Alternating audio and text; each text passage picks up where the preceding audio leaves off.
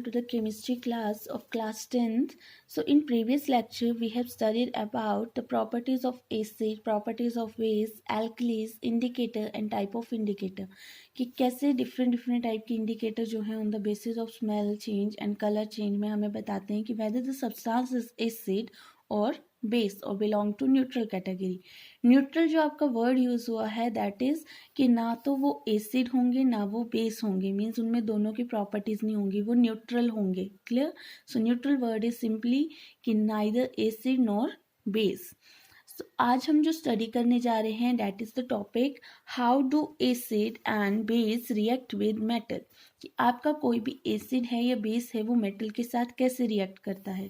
So in your book on page number 19 the activity 2.3 is given for the reaction of acid with metal. तो उस activity में क्या बोला गया है, आप एक टेस्ट ट्यूब लेंगे, उस टेस्ट ट्यूब में आप फिल करेंगे जिंक ग्रैन्यूल मीन जिंक का कोई टुकड़ा and dilute sulphuric acid, H2SO4 is sulphuric acid. फिर आप क्या करेंगे, उस टेस्ट ट्यूब से डिलीवरी ट्यूब को कनेक्ट करेंगे सॉल्ट सॉल्यूशन के साथ. क्लियर? और फिर क्या होगा, जब वो डिलीवरी ट्यूब कनेक्ट होगी सॉल्ट सॉल्यूशन तो हाइड्रोजन गैस जो है या जो भी गैस वहाँ पे बनेगी वो शॉप सॉल्यूशन के साथ रिएक्ट करके शॉप बबल जो है वो फॉर्म करेगी जिसमें हाइड्रोजन भरी होगी. फिर आप एक कैंडल को उन बबल्स के नियर लेके जाओगे तो वहाँ पे क्या होगा, बर्निंग होगी हाइड्रोजन गैस की विद अ पॉप साउंड. आइए हम देखते हैं. This is the setting of your apparatus for the activity. तो यहाँ पे ये जो है आपका this is your stand. This stand is use for holding the test tube. इस टेस्ट ट्यूब में this is your zinc granule. ठीक है, ये जो आपका पीस है this is your zinc granule and this is your dilute sulphuric acid. ये जो आपका येलो सा सॉल्यूशन आपको दिख रहा है this is all your dilute sulphuric acid. And जो आपका इसमें ये छोटे छोटे से बबल्स आ रहे हैं this is the bubbles of hydrogen gas bubbles. यहाँ पे ऊपर एक ब्राउन कलर का आपको टेस्ट ट्यूब पे दिख रहा होगा दिस इज योर कॉर्क. ठीक है, दिस इज व्हाट, कॉर्क. इस कॉर्क को क्यों यूज किया जा रहा है, इस कॉर्क को यहाँ पे रखा गया है ताकि आपके जो यहाँ पे ये बबल्स बन रहे हैं या जो भी गैस आपकी बन रही है वो टेस्ट ट्यूब से बाहर ना चली जाए. तो उसके लिए हमने क्या किया है, कॉर्क लगाई है. अब इस गैस को हमें एक डायरेक्शन देनी है ताकि वो यहाँ साइड में कंटेनर में सॉफ्ट सॉल्यूशन रखा है उसमें जाए. तो हम उसको कैसे पहुंचाएंगे, this is your delivery tube, ये जो इसके बीच में लगी है. इस डिलीवरी ट्यूब से आपकी जो गैस के बबल्स हैं वो इस ट्यूब से होते हुए इस सॉफ्ट सॉल्यूशन तक जाएंगे और यहाँ पे आपके बबल्स बनेंगे जिसमें क्या होगी, हाइड्रोजन गैस फिल होगी. अब इसका प्रूफ कैसे होगा कि हम एक बर्निंग कैंडल को इन बबल्स के नियर लेके आएंगे तो क्या होगा, जो आपकी हाइड्रोजन गैस है वो बर्न होगी विद अ पॉप साउंड. तो वहां से हमें पता लगेगा कि there is a presence of hydrogen gas. तो आपका इस पूरी एक्टिविटी में रिएक्शन क्या हो रहा है कि आपका जो जिंक ग्रैन्युअल है, ठीक है, जो आपका जिंक है वो डाइल्यूट सल्फ्यूरिक एसिड के साथ रिएक्ट करके वहाँ से लिबरेट कर रहा है हाइड्रोजन गैस. वहाँ से क्या लिबरेशन हो रही है, hydrogen gas. This is the sign of gas. Clear? Hydrogen gas बाहर निकल रही है. रेस्ट जो आपका एसिड का पार्ट है वो आपके मेटल के साथ मिक्स होके एक कंपाउंड फॉर्म कर देगा. क्लियर? तो यहाँ पे क्या हो रहा है, zinc plus dilute sulphuric acid on reacting produce zinc sulphate and hydrogen gas. अब जो आपका ये सब्सटेंस बना है this is your metal, zinc is your metal and this is the rest part of the acid. Clear? So metal और rest part of the acid जो है वो कंबाइन करके क्या फॉर्म करते हैं, सोल्ट. तो हम सिंपली बोल सकते हैं कि मेटल प्लस एसिड जो हैं आपके वो रिएक्ट करके क्या बनाते हैं, salt plus hydrogen gas. Clear? So this is the journal reaction कि मेटल जब भी आपका एसिड के साथ रिएक्ट करेगा वो प्रोड्यूस करेगा सोल्ट प्लस हाइड्रोजन गैस. तो हमने यहाँ पे लिखा है कि metal in the above reaction displace hydrogen from the acid and form hydrogen gas. The metal combine with the remaining part of the acid and form a compound called salt. ठीक है, तो ये चीज़ हमने देखी. अब डजंट क्या आप इन्हीं दो के साथ में करोगे, मेटल कोई भी हो सकता है, लाइक आपका मैं सोडियम मेटल ले लूँ, ठीक है, दिस इज योर सोडियम, ठीक है, और उसको रिएक्ट करवा दूँ हाइड्रोक्लोरिक एसिड के साथ, this is your hydrochloric acid. So simply अगर हम बात करें तो दिस इज योर मेटल, ये क्या है, मेटल है, एंड दिस इज एसिड। तो हमें अभी पता है कि ये कंबाइन करके क्या फॉर्म करेंगे, हाइड्रोजन गैस, ठीक है, वो तो निकलेगी ही, ठीक है, प्लस हाइड्रोजन गैस मीन्स यहाँ से एसिड से हमेशा हाइड्रोजन जो है वो रिप्लेस हो जाएगा, and rest compound of the acid and metal जो है वो आपस में रिएक्ट करेंगे और फॉर्म कर देंगे सॉल्ट। क्लियर।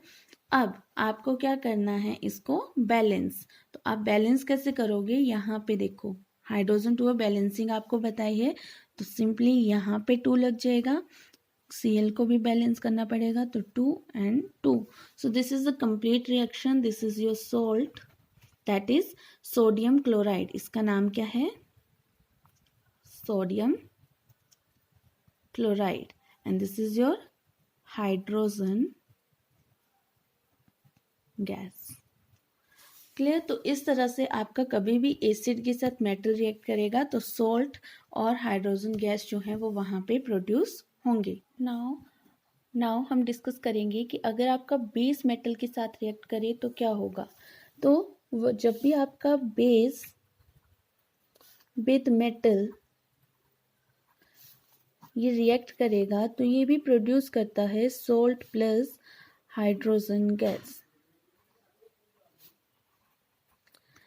तो हम बोल सकते हैं कि वेदर इट इज़ एसिड और बेस, जब भी ये मेटल के साथ रिएक्ट करते हैं ये प्रोड्यूस करते हैं सॉल्ट एंड हाइड्रोजन गैस, दोनों में कॉमन चीज़ होती है। क्लियर। तो हम आपके बेस में एग्जांपल ले सकते हैं कि आपका जिंक विद सोडियम हाइड्रोक्साइड, तो क्या प्रोड्यूस किया उसने प्रोड्यूस किया हाइड्रोजन गैस। क्लियर।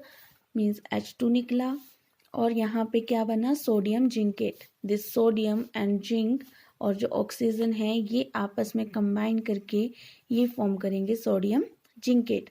आपको इसको बैलेंस करना है तो बैलेंसिंग इज सिंपल, आप यहाँ पे 2 लगाओगे। क्लियर।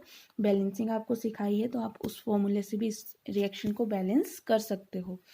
नाउ अगर हम एक और एग्जांपल इसका लें, तो अगर हम बात करें आपके एल्यूमिनियम की, aluminium is your metal. Clear. On reacting with sodium hydroxide, it will produce sodium aluminate, that is NaAlO2 plus hydrogen। Clear. वो क्या फॉर्म करता है, सोडियम एल्यूमिनेट और hydrogen gas, this will you know, ठीक है।